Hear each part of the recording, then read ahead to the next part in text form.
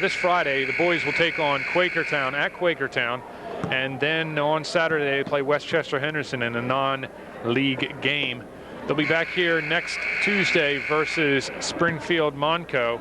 The varsity starts at 7:30, JV at 6, and then Upper Marion, Upper Dublin, and Upper Moreland, the next 3 opponents.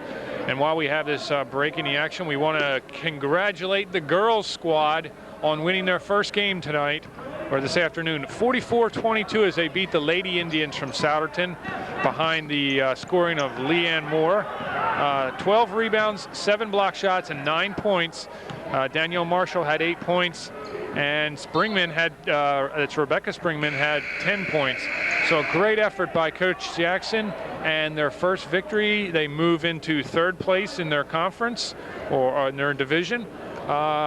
And they look to improve on that record Friday night when they take on Quakertown right here at Norristown Area High School, which it is Camp Family Night, where youngsters will be here from their various basketball camps to see the Lady Eagles take on Quakertown, with a start time at 6 o'clock for the varsity. And congratulations to those girls. They've been working hard all year, and to break that win column is the best feeling in the world. After you've worked so hard, you know, you've gone to off-season practices and you've fought through practice all year. Frank's trying to go to the hole. Daryl Johnson with the foul from behind. Jim Oscar Reggie helping out there, Roger Jackson, and they do deserve a lot of credit. They took a lot of beatings on NASD TV and a lot of beatings here at the high school, but now they're finally in the win column, and maybe that's a glimpse of what is to come.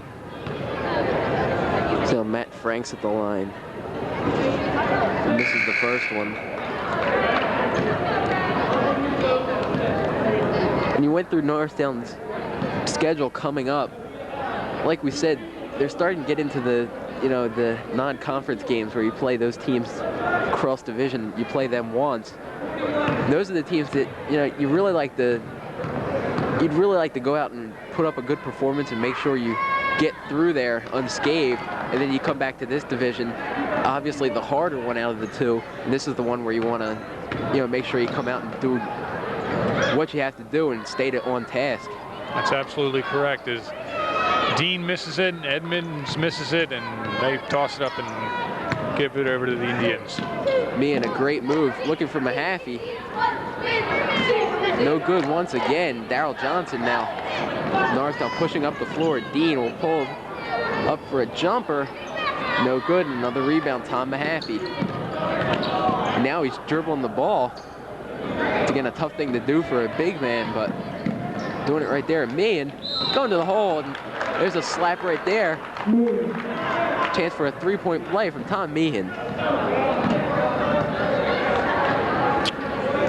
The lead is now 26 for the Eagles. As a timeout's been called, it looks like it's been called by Norristown and Coach Mike Fink. And while we have this opportunity, we want to thank again the broadcast crew tonight. I want to thank our Director of Communications, Mr. Tony Koya, Mr. Sam Galbraith, who's got an easy job tonight. He's got a packed house up there with 3 camera people tonight, Zod Shirozi and Mike Wilson and Amy Gass, and they all are doing a great job tonight, making sure this broadcast is as good as it can be. Neil Schaefer, I'm Greg Fry. 5:35 left in the 4th quarter. 60-34, all Norristown from the beginning tap. They went out to a 19-2 run to start the game. It's been all them ever since. Tom Meehan to the line for the Indians, I believe, to complete a 3-point play.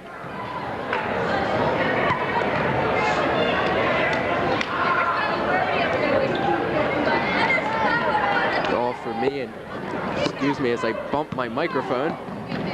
Juan Dean now. Swings it to Johnson in the corner. Johnson to Dean. Evans inside to Weldon. He gets called for the walk right there. Brad Weldon having a tough time tonight getting it started. He's only had 4 points, and he's had a couple of tough calls tonight. He looks a little sluggish out there. It's not the Brad Weldon we're used to seeing, who quietly puts in 10 or 12 points. Great play right there by Edmonds to get his hand on the ball.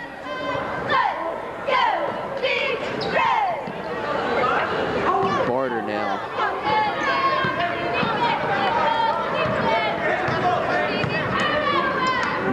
Franks. Double team. Meehan puts up a jumper. Won't fall. Franks back out to Meehan. Dean gets a hand on the ball.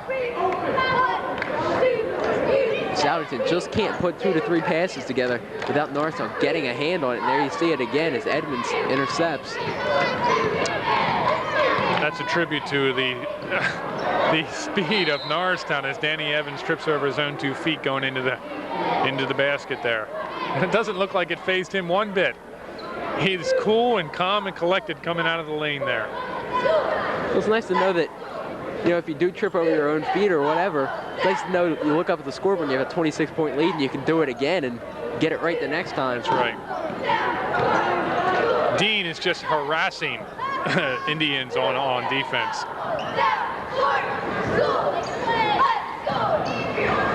Midgley inside out to Franks. He's absolutely mugged as he puts up the shot. There had to be a foul out there. He was sitting on his own bench by the time he was done after that shot, but no foul called. It's a 4:08 left in the 4th quarter. A tribute to this Norristown team. As much as people always say they are a quick team and high-powered offense, they really do have a good defensive system, and they pressure you, and you're going to be tired when you're done at the end of the night. That's right. Exactly right. You're just tired of them sticking a hand in your face or a hand in the way of the ball, and it's just it gets annoying after a while. Dal Johnson very close to going over the line, made sure he didn't. Blake inside to Edmonds. We saw that on the football field many times this year. We see it on the basketball court now. A little more success on the field, though. Underneath the Franks, back out to Midgley. That is a crazy shot he puts up, but it's good. 4 points for Phil Midgley. 2-hand set shot by Kuzi on the floor. Bob Kuzi, the 2-hand specialist from the Boston Celtics. I haven't seen that in years. I think Phil Midgley's wearing those Converse All-Stars and has the socks up to his knees. That's right. Basket won't fall there for Norristown, and here comes Souderton the other way. Meehan will pull up. That is good, Tom Meehan. And just like that, the Indians have pulled within 22.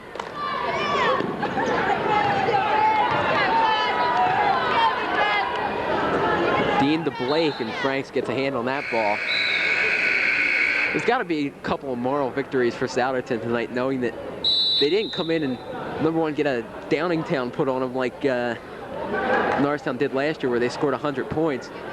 And another thing, they did stay within that 20 to 30 point range the whole game, you know. That's true. When you're a winless team, it's tough to look for good things, but fortunately for Souderton, they can pull a couple of good things out of this game. That's right. We have a substitution for Souderton the first time in the game. That's number 20, Justin Shrunk. And I believe Giannis Mengustu is coming back into the game. We also want to thank the Norristown Area High School Boys Basketball Booster Club, President Jim Serrator and Vice President Bonnie Kent Hadrick, for putting out a heck of a program here tonight. We got a program here for a couple dollars to support the Boys Basketball Booster Club. They also have t-shirts in gray or black for $12. Plus they have that extra special 50-50 raffle ticket, 50 cents each or 3 for $1. They have a nice stand out here in the lobby to support the boys basketball team. Don't let me buy them for you, because you'll never win. I have a curse on me. That's right. I have a bucket full of tickets at home that I haven't won on. Also into the game is a new face. Where is he? Yes, that is Giannis. Giannis is in the game.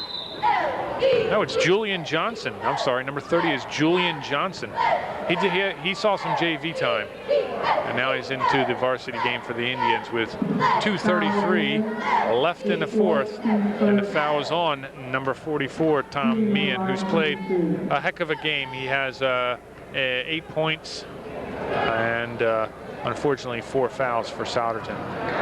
And Dean hits his first one. You have to give credit to Souderton. They have not given up at any point in this game. They really are fighting the whole way. Tom Mahaffey came out that great 3rd quarter, and Tom Meehan's also been fighting the whole game. Dean hits 2 of 2. He's got 8 now tonight. Norristown gets their first 2 points of the 3rd quarter. That one went way up in the air. Once again, the scoreboard is going off. Scoreboard is out. I think they better signal the officials.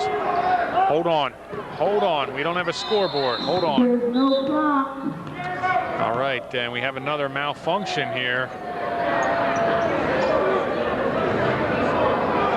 As our scorer, Ted Avery, and Otis Ginyard are baffled by this. There is no time clock. There is no score.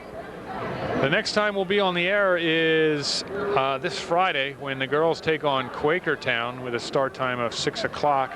And then for the gentlemen, it'll be back here on Tuesday, January 12th versus Springfield. I believe we'll have John Price back for those games. Is that correct, Greg? I believe he might be back. All right, we might have a trio that night. He appears to be the mystery man anymore. We haven't heard from him for a while. Right, so. Former commentator John Price, who was occupied for 1998, but now that we're in 1999, we hope to see him here at a couple games. I don't know, Greg, you might be taking over though. You might be a one-man show sometime. I don't know. You know, they can only have a year and a half left, and they'll be off to college, and they'll come back and do a couple guest spots with you guys. Well, I'm saying I might not even be here. I mean, my seat might want to be taken over by some communication students here at the high school. I know that Mr. Coy has a crack staff up there in the comm center, and I'm sure someone would like to take over for this job. We're taking applications right now. Not saying that we'll accept them, but we're taking them. As the clock is back on, now we're going to get the score put in. I don't even know what the score was. We were winning by a lot. Well, we started at 0-0. I still think Norristown's got the edge in this game with 2:02 left. 62-38, does that sound right? Yes, it is. 62-38. It'll be Norristown ball with 2:02 remaining in the game, thankfully for Souderton. And still, even when the scoreboard malfunctions, everything seems to be running smoothly here at Norristown. Everything always goes well, and even with the booster clubs, and we see Danny Evans strong to the hole right there. Between the booster clubs and the concession stand and the great trainer Dennis Flynn and everybody here, it's always fun to come out, and you know you're going to have a good time at a Norristown basketball game. I would be remiss if we didn't mention the athletic trainer Dennis Flynn, who does a fine job. Taped up Lee Fowler's ankles for the limited time that Lee saw tonight, and takes care of all the ailments of the basketball teams as well as the other athletic teams. Me can't get it to go, and here comes Danny Evans back at court. Head up the whole time. He'll slow things down, let his players get back. Brooks for three. No good. Brahim Brooks trying to break onto the scoreboard. Daryl Johnson was just waiting for that ball, and there he goes, puts it in for two, and then the lead is now 28, 66-38. So Norristown will move to 8-1 on the season, 7-0 in the league, I believe. And Souderton will drop to, I believe, 0-8. They were 0-7 coming in. They'll move to 0-8, and they'll stay defeated for the season. Such a tough word, but Meehan with a strong rebound. Under a minute left to go at Norristown Area High School. Franks over to Meehan. Pulls up. No good rebound, Julian Johnson. Did the fans get their money's worth tonight, Greg? I believe they did. You know, when you can come to the gym and watch your team win by a very convincing margin, it's always nice. Chris Blake going to get on the scoreboard, 2 points for him. Chris Blake in his cheering section over here to our right near the athletic trainer's office. Chris, a fan favorite, much like some of his predecessors. I believe it was, who was it last year? It was Joe Roscoe. Joe Roscoe, that's right. He was a fan favorite last year, and before that there was some other guys who were coming off the bench and were happy to see some playing time, let alone some points, and get in that box score. As Daryl Johnson puts up the final shot, it's a three-pointer, it's good, and Norristown comes away with a 71-42 romp over Souderton, just as we expected. Souderton drops to 0-8. Norristown moves up to 8-1 with that only loss against the defending Quad A state champion Harrisburg team. Scoring for the Eagles, Greg, quick score there. It looks like Maurice Allen has a lot of points on the board, and so does Eric Wiggins. Well, here we go. Marcus Green has 6. Maurice Allen with 14 tonight. Eric Wiggins with 10. Brad Weldon with 4. Lee Fowler with 4. Danny Evans, 4 points. Milan Dean, 8 points. Damian Solomon, 10 points off of the bench. Darrell Johnson with 7. And Chris Blake with 2. For Souderton, we have Frank Barter with 2. Phil Midgley with 4. Julian Johnson with 2. Giannis McGinstu with the best name we've said all year with 2 points. Steve Kukierski with 5. Tom Meehan with 8. Matt Franks with 2. And got to do a little bit of math. Is Tom Mahaffey, leading scorer for Souderton with 16 points. As we say, Norristown moving to 8-1. They've done a great job this year. And once again, another convincing victory here at Norristown Area High School. Any final thoughts on this game? Well, I think they took it easy tonight, and they allowed their substitutes to get a little time, including substitute coach Mike Fink, who comes away as a head coach with a 1-0 record, taking a place for Tom McGee. I'm sure Tom's just chomping at the bit to come back. The next game for the boys is Quakertown this Friday. That's away, but we'll be home with the girls game against Quakertown, and we want to once again congratulate the girls on their first victory, a 44-22 win over the Souderton Lady Indians. The score here, as Souderton drops to the Eagles, 71-42. For Greg Fry, this is Neil Schaefer on NASD TV. Thank you very much and good night.